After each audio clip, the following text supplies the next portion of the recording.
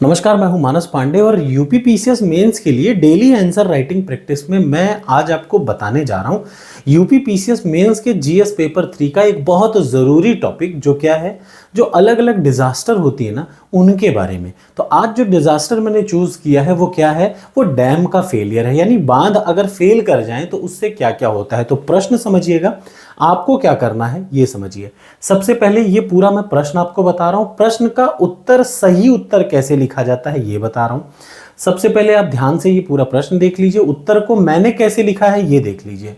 और जब मेरे उत्तर को आप आराम से देख लें तो अगला स्टेप आपका काम ये होगा कि आप अपनी कॉपी उठाएंगे और पेन उठाएंगे। ठीक, ये पीडीएफ जैसे ही वीडियो खत्म होगी ना तो मैं टेलीग्राम चैनल पर, जो भी UP academy for civil services के नाम से ही है, ये पूरी पीडीएफ में उस पर डालता हूँ। वहां से पहले पूरी पीडीएफ देखिए और पीडीएफ देखने के बाद आपकी जिम्मेदारी है कि बिना देखे जो मैंने बोला वो आप अपनी कॉपी में खूब बढ़िया लिखें और लिखने के बाद मैच कराएं कि जो ओरिजिनल आइडियल आंसर मैंने लिखा है और जो आपने उत्तर लिखा है दोनों में से क्या बेहतर है। हो सकता है कि आपका उत्तर इससे भी अच्छा हो जाए, लेकिन ये एक आइडियल है, ऐसा मैं मान करके चल रहा हूं। लेकिन ये कोई कसम नहीं है, मैं फिर कहूं हो सकता है आपका उत्तर इससे भी बेहतर हो। तो मैं खुद भी यही चाहता हूं कि आप एक बेहतर उत्तर लिखें। चलिए शुरुआत करते हैं कि बांधों की विफलता। ये प्रश्न 12 नंबर का है और 200 वर्ड में लिखना है। 200 वर्ड का मतलब 20 लाइन, याद रखिए। 100 वर्ड का मतलब 10 लाइन, 10 वर्ड का मतलब 1 लाइन, 10 वर्ड में 1 लाइन, 20 वर्ड में 2 लाइन, 100 वर्ड में 10 लाइन और 200 वर्ड में 20 line.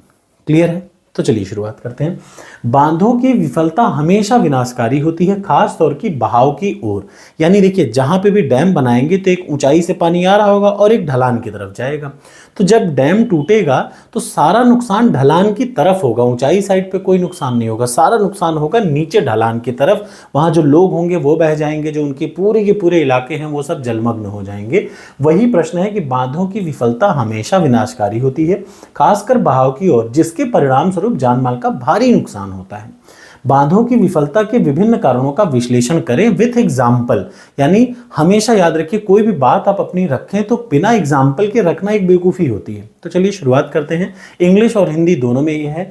The dam failure are very catastrophic, especially on the downstream side, resulting in a colossal of life loss of life and property, and you'll have to analyze the various causes of dam failure। तो हम लोग शुरुआत करते हैं। देखिए, dam failure जो होता है, बांध की विफलता से तात्पर्य ये है कि बांध की संरचना में अगर विनाशकारी उल्लंघन हो जाए तो उसी से क्या हो सकता है, बांध का टूटना हो सकता है, जो कि प्राकृतिक भी हो सकता है और मानव निर्मित भी। यानी the dam failure refers to the catastrophic breach, मतलब विनाशकारी। कैटास्ट्रॉफिक का मतलब होता है विनाशकारी। The dam failure refers to the catastrophic breach of dam structure which में result from the diverse natural as well as anthropogenic. Anthropogenic मतलब या तो प्राकृतिक घटना भी हो सकती है या मानव निर्मित गलतियों की वजह से भी डैम का फेलियर होता है। इसका इम्पैक्ट क्या होता है, बहुत सारे लोगों की धन जन की हानि होती है। फॉर योर इंफॉर्मेशन, उत्तर लिखते समय ऐसे ही लिखना है, एग्जैक्टली यही तरीके से कि India has approximately 5,745 number of dams. Out of that 5,334 are already completed and 411 are under construction। यानी 5,300 के लगभग डैम बन चुके हैं और 425 डैम के लगभग आसपास में अंडर कंस्ट्रक्शन है। भारत पूरे विश्व में तीसरे नंबर पर आता है डैम बनाने के मामले में। अब जाहिर सी बात है चाइना भारत से ऊपर ही होगा। अब बात करते हैं कौन कौन से प्रॉब्लम है या कौन कौन से कारण है डैम के फेलियर के। तो सबसे पहला जो प्रॉब्लम है वो एजिंग डैम आता है। क्या आता है? Ageing dam. एजिंग डैम का मतलब कोई भी बांध, देखिए हर चीज की अपनी एक नियत समय होता है। यानी एक आदमी जो पैदा होता है ना 100 साल में मर जाता है, ऐसे ही एक घर की भी अपनी खुद की एक समय सीमा होती है। यानी एक घर को बनाइए तो 100 साल वो चलेगा।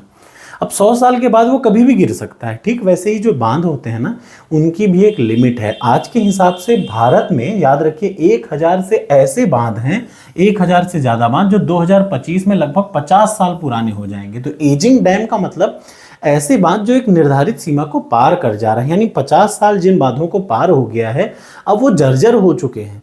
कभी भी ऐसा हो सकता है कि वहां पे क्या हो सकता है, तबाही हो सकती है, वो बांध टूट सकते हैं। यानी सबसे पहले जो पहला कारण है बाम डैम के फेलियर का वो क्या हो सकता है, एजिंग डैम। यानी एक पुराना डैम फेल कर सकता है 50 साल के बाद। दूसरा जो सबसे बड़ा रीजन है वो स्ट्रक्चरल फेलियर है। यानी अगर सही से आपने कंस्ट्रक्शन का मटेरियल नहीं डाला या आपने डैम की सही तरीके से डिजाइन नहीं की, इनएडिक्वेट डिजाइन की, कंस्ट्रक्शनल मटेरियल सही से नहीं डाला या मेंटेनेंस आपने सही से नहीं की, तो this lead to the collapse of that dam.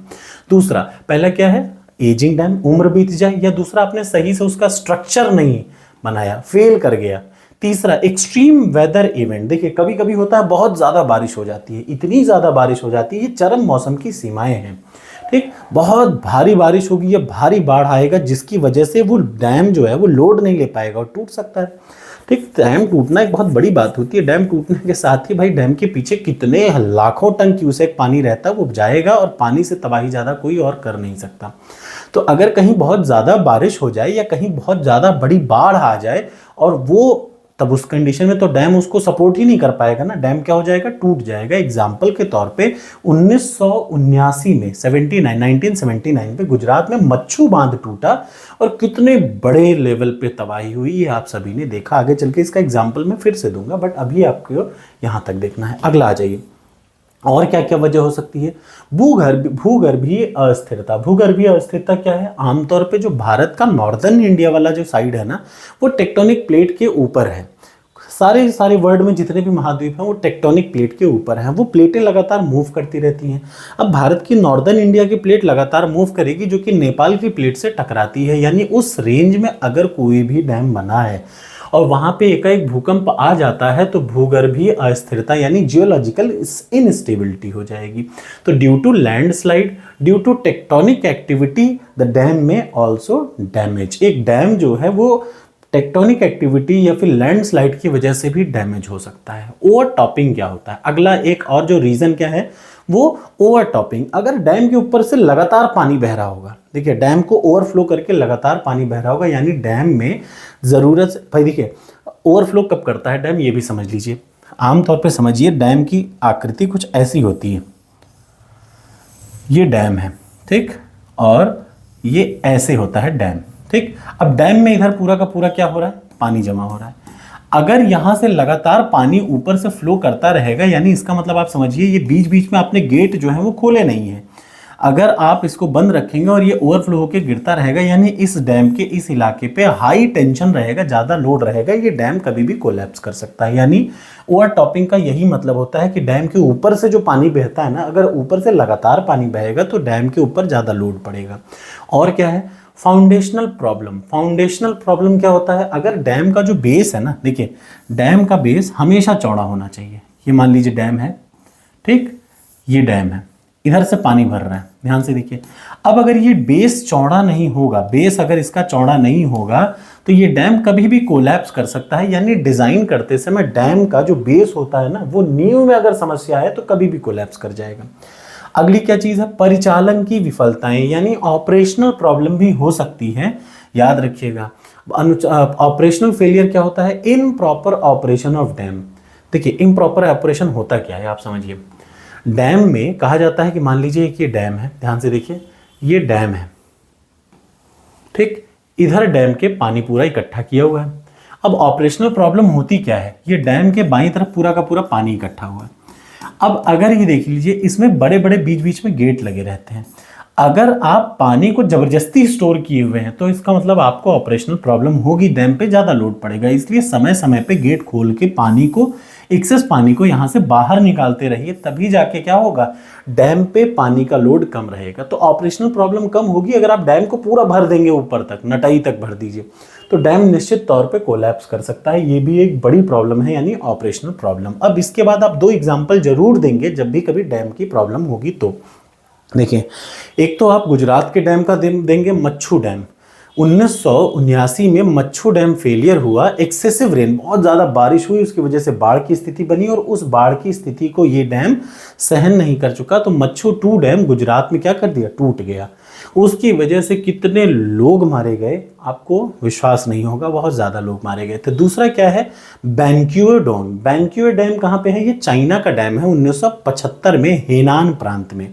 कहाँ पे, हेनान प्रांत में। कैटास्ट्रॉफिक फेलियर हुआ 1975 में टाइफून नीना की वजह से, बहुत तेज से टाइफून आया। टाइफून देखिए ये क्या है, ये नेचुरल है, एक नेचुरल घटना है, ये वाली भी नेचुरल घटना है। कुछ मानव निर्मित घटनाएं भी होती हैं, सही से डैम नहीं बनाया, कोलैप्स कर गया, ठीक, तो टाइफून नीना के दरमियान में एक भयावह विफलता हुआ, बांध पर बहुत ज्यादा वर्षा हुई, स्लिपवे पानी के बहाव को संभाल नहीं पाया। देखिए इतनी ज्यादा बारिश हुई कि ओवरफ्लो ज्यादा होने लगा, और वो जो बांध होता है ना, ओवरफ्लो का मतलब ऊपर से ज्यादा पानी निकलने लगा। तो नुकसान ये हुआ कि बांध फिर क्या हो गया, कोलैप्स हुआ। कई लोग, याद रखिएगा, बांध में कई बार टूट फूट, एक दो बार नहीं, बांध क्या हुआ, ओवरफ्लो हो गया, टूट गया, जिसके कारण डाउनस्ट्रीम बांध में कई बार टूट फूट हुई। ठीक, तो बांध के लिए इतनी चीजें जरूरी हैं, इतनी चीजें आप लिखेंगे। सबसे पहले क्या लिखेंगे, बांध के बारे में सिंपल, भारत में क्या स्थिति है, फिर बांध के विफलता के कारण, ऐसे लिखेंगे पॉइंट बाय पॉइंट। देखिए कितने सिंपल पॉइंट से मैंने लिखा हुआ है। उसके बाद दो एग्जाम्पल भी दे दिया, और लास्ट में कंक्लूजन आपको ऐसे देना है कि 2021 का जो भारत का बांध सुरक्षा अधिनियम यानी डैम सेफ्टी एक्ट 2021, और उसके अलावा क्या है, ड्रिप क्या है, dam safety rehabilitation and improvement project, ये दो चीज है, वो रोबस्ट मेंटेनेंस को करता है, यानी भारत में भयावह बांध विफलताओं को रोकने के लिए रख रखाव, निगरानी और तैयारी का प्रावधान करता है। कौन कौन, एक तो है डैम सेफ्टी एक्ट 2021, दूसरा ड्रिप यानी dam safety rehabilitation and improvement project. बहुत जरूरी है। आशा है आपको ये वीडियो अच्छी लगी होगी। कमेंट बॉक्स में कमेंट करके आप बताना चाहें तो बता सकते हैं वीडियो कैसी लगी। अब आप क्या करिए, ये उत्तर आपने देख लिया, मैंने ऐसे कैसे उत्तर लिखा है, आप सेम चीज हिंदी इंग्लिश दोनों में लिखा है, तो आप किसी भी माध्यम के हो, इस बात से मुझे फर्क नहीं पड़ता, ना आपको पढ़ना चाहिए। भाषाएं दोनों आपको पता रहनी चाहिए। ऐसा नहीं कि आप हिंदी मीडियम के इंग्लिश नहीं पढ़ेंगे, यही गलत है। देखिए आप दोनों मीडियम में बराबर आप नॉलेज रखें, क्योंकि एग्जाम में पास होने के बाद आपको दोनों माध्यम में घुसना पड़ेगा। एग्जाम आप अगर पीसीएस बन गए तो आपको दोनों भाषाओं में बातचीत करनी पड़ेगी, हिंदी में भी और इंग्लिश में। वो समय मुंह चुरा के थोड़ा ना बैठ जाएंगे आप। तो ये है, पहले आप देख लीजिए, ये पीडीएफ टेलीग्राम से निकाल लीजिए, उसके बाद आप क्या काम करिए, खुद से लिखने की प्रैक्टिस करिए। आशा है आपको ये वीडियो अच्छी लगी होगी। थैंक यू सो मच, मिलते हैं कल की वीडियो के साथ।